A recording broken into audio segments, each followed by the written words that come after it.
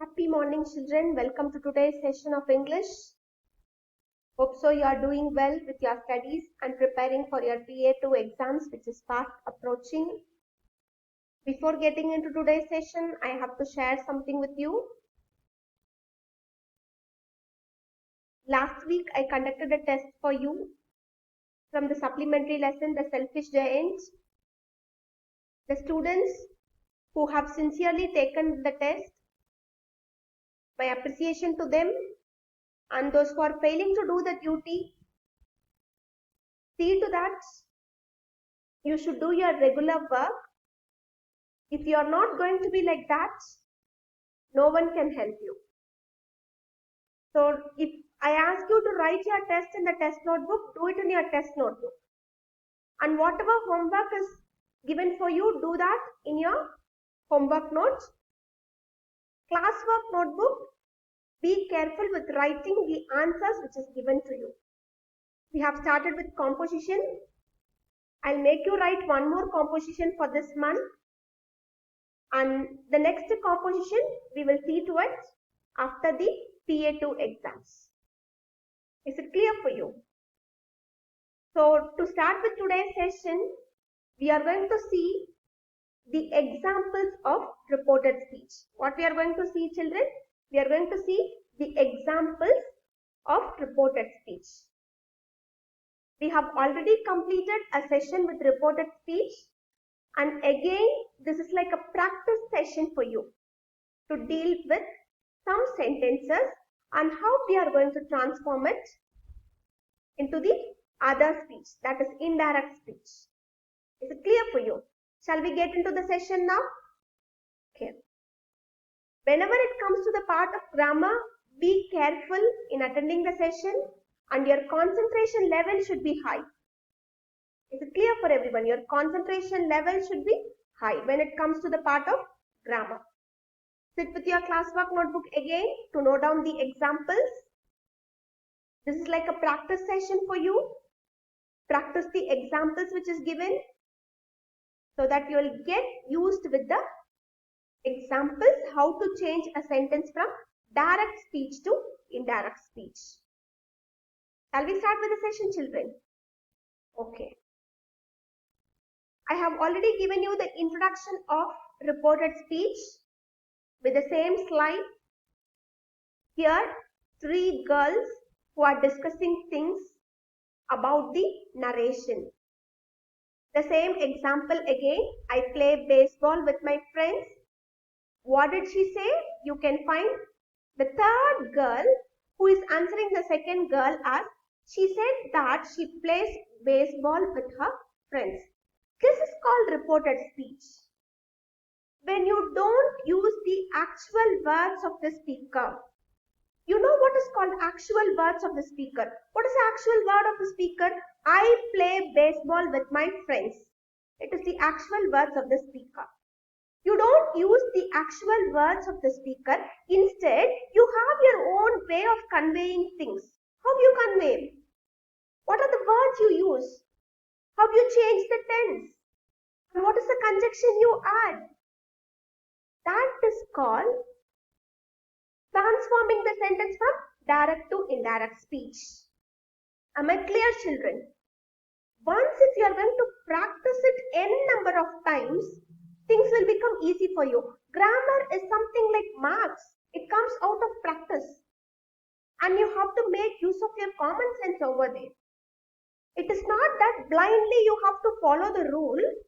You have to make use of your common sense and you have to see whether the statement is right. It is not that blindly following the rule. So be with the teacher and listen to the classes what she is telling you. When it comes to the part of grammar, be attentive. Sit with your classwork notebook and note down the hints what I am going to give you. Just jot down the ideas which I am going to discuss with you. And here, I'll start with what is narration. As you all know what is called narration, children? Act of reporting the words of the speaker. See, listen to the thing. Act of reporting the words of the speaker. We are not going to report the actual words of the speaker. What we are going to do? We are going to report only the words of the speaker. Is it clear for everyone? Okay. And here you could see that next there are two ways reporting the words of the speaker.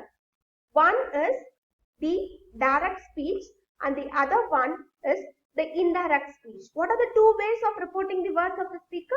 One is direct speech and the other one is indirect speech. How a direct speech will be?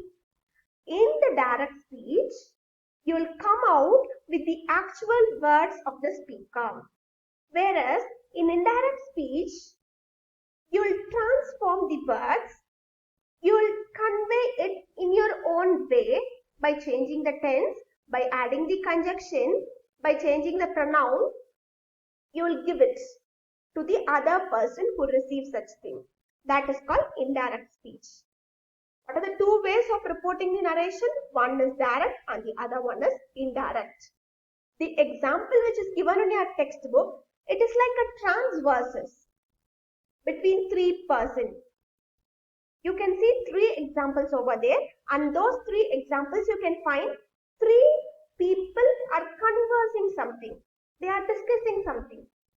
It is not one person is speaking there, three persons.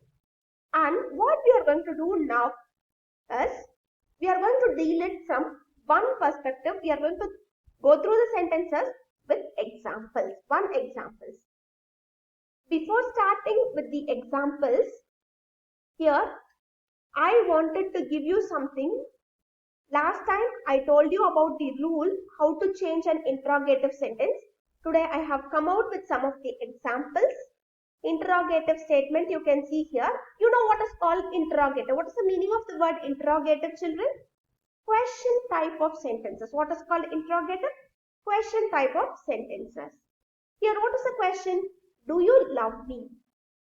What is the question? Do you love me? He asked me if I loved him. See the sentence? It is a question type of sentence, but we don't have any question word over here. Do you have any question word? Like what, where, when, how? There is no question word, but it is called a question type of statement, where this is called as yes or no question. You could answer the question either with the word yes or with the question no. Do you love me? You can answer the question like yes, I love you, or you can give the answer like no, I don't love you. So this is the way you are going to give the answer. When you take it into reported question, he asked me if I loved him. So you have to be clear. When it comes to yes or no question, you can make use of the conjunction if. What is the conjunction you are going to use? If. Come on, underline it, children. You can either use if or you can use whether. He asked me whether I loved him. He asked me if I loved him. And next question. This is also not a question type of sentence. Have you ever been to Mexico? Read out the sentence. Have you ever been to Mexico? How will you report the sentence then? She asked me if I had ever been to Mexico. Again, we are making use of the conjunction if over here. And you can see that this verb have is changed into had. You know that have is in present tense. And this present form of the verb is changed into past form of the verb. Have is getting changed as had over here. And come to the next question. Are you living here? She asked me if I was living here. And you know that is, am, are, was, were. These are all called as supporting verbs. We use is, are, am for the present tense.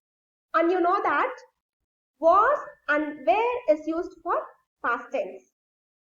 So you could see here, are is changed as was. The reason is, it talks about a single person. Are you living here? She asked me if I was living here.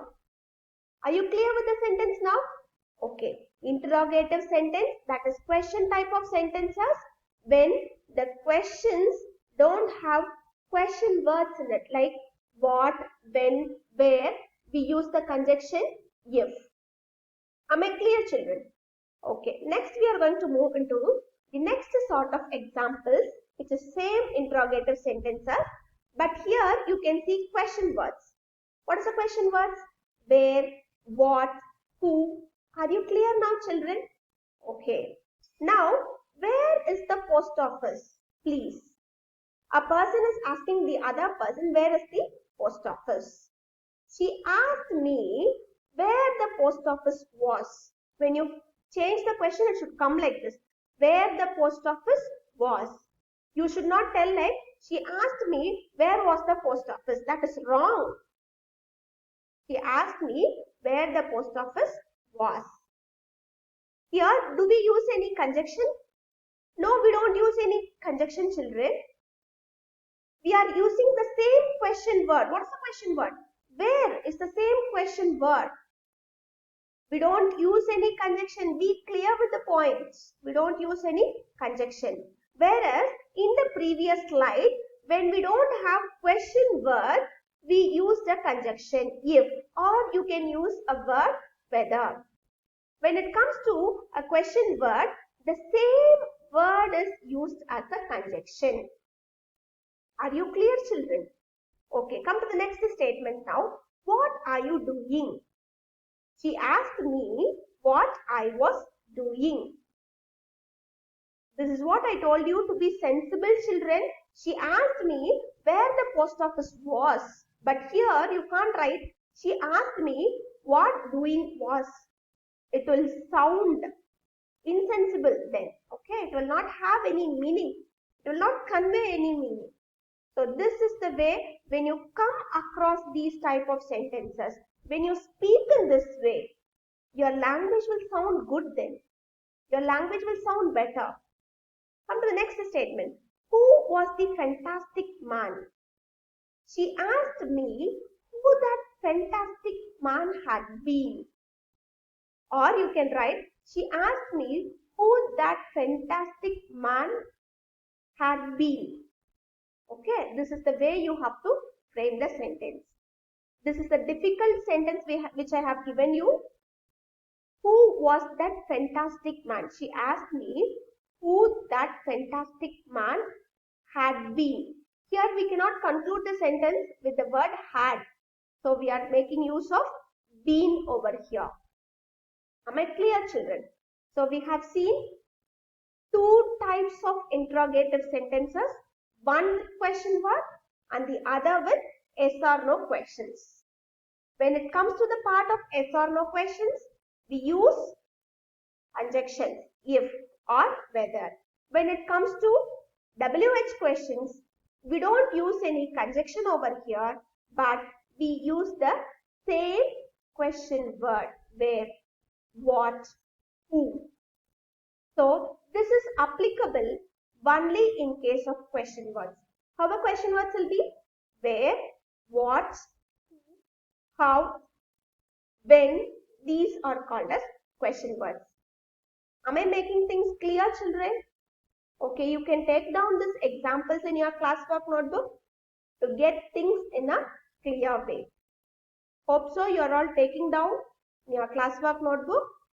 We'll see the other examples now in imperative form. Shall we see the other examples in imperative form?